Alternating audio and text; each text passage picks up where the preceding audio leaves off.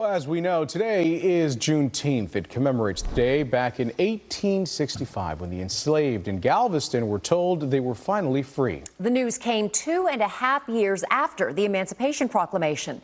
To mark the day, one local organization is highlighting the untold stories of the communities the newly freed men created in Dallas. Our Olivia Leach takes us on this special tour of history. Less than 3 miles from downtown Dallas sits one of the most preserved freedmen's towns in the country. Many do know, but many have dismissed and just covered over. The 10th Street Historic District of Dallas is one of 12 freedmen communities founded in Dallas County following the Civil War. Dr. Sharon Wilkins Conrad is a historian and volunteer for the organization Remembering Black Dallas. Tell us where we are right now and what was the significance of this church for early freedmen communities here?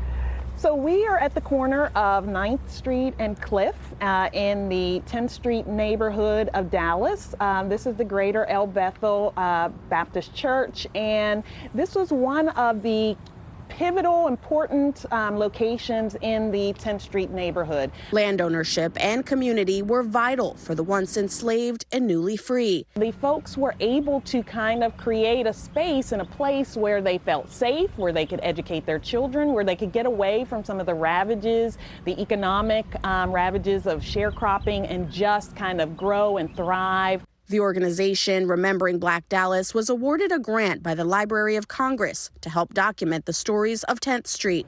Dr. Deborah Hopes, the organization's president, sees Juneteenth as a moment to reflect and remember that history. Get kind of emotional because you think about they got it late, but they still got it. And not only did they get it, but they honored it and celebrated it. And because they celebrate, I celebrate.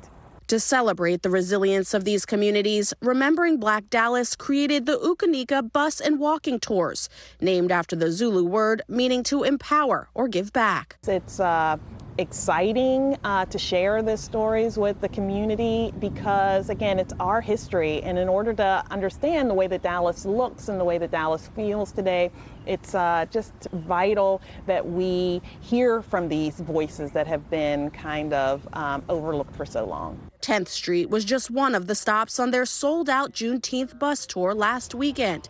But another freedmen community in Dallas was also along the route. I was born and raised in Joppy, lived here most of my life. As a matter of fact, the property that we're standing on is my great-grandmother, who was one of the first settlers here in Joppy from slavery. The community, known as Joppa or Joppy, was founded by the freedmen. Kimberly High runs Joppy Mama's farm on the land her ancestors settled. We've always felt like we were behind and forgotten about. So to see people come into our community, we want to learn more about our history. It's exciting to me. By educating neighbors about this land and the importance of healthy eating, she's helping keep the story of Joppy alive. We ate off of this property. My grandmother, I used to stand in the door as a kid, watch her go out and harvest our food. It's just a good feeling to know that I could come back home and do the things that she was doing, and I know she's smiling on me. And making sure the seeds freedmen communities planted all those years ago are still flourishing today.